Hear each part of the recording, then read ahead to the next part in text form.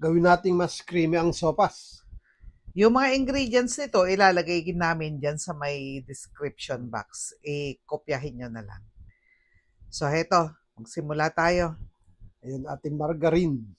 Isang tablespoon yan na malaki. Ano? Yung spoon talaga. Yes.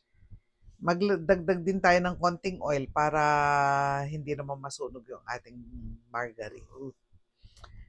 Ayan yung ating bawang. Gigisa-gisahin lang natin.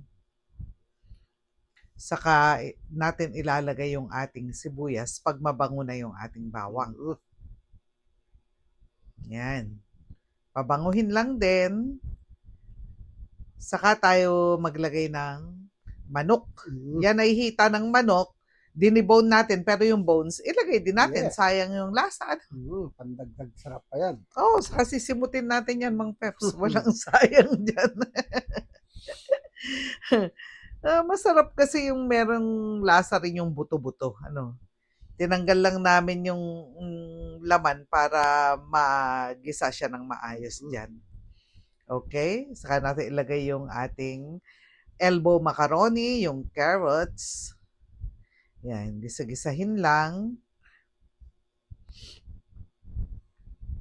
Saka natin lalagyan ng tubig. Yan. Yan. So, patis din. Yes. Pampalasa. Yung pamintan durog. Mas maraming paminta ito, mas masarap eh. Saka na natin palambutin yung ating macaroni. Chicken cube. Hotdog. Chicken hotdog yung ginamit natin dito, saka sweet ham. Yan.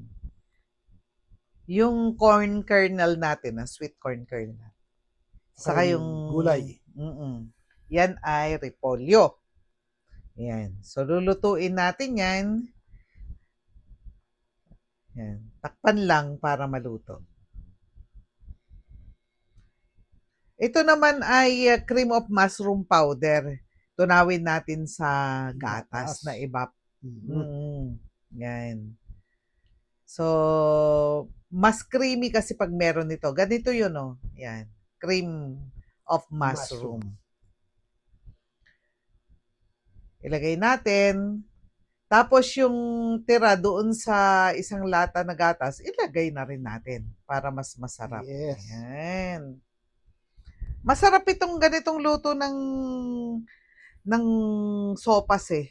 Napaka-creamy. Saka talagang ma-appreciate nila yung lasa talaga nito. Kakaiba talaga. Pakukuluin na lang natin yan, wag nang tatakpan kasi magbubuo-buo yung inyong gatas kung tinakpan yan. Yes. Kailangan lang medyo lutuin din natin yung gatas. Tikman. Yummy. Ayan na.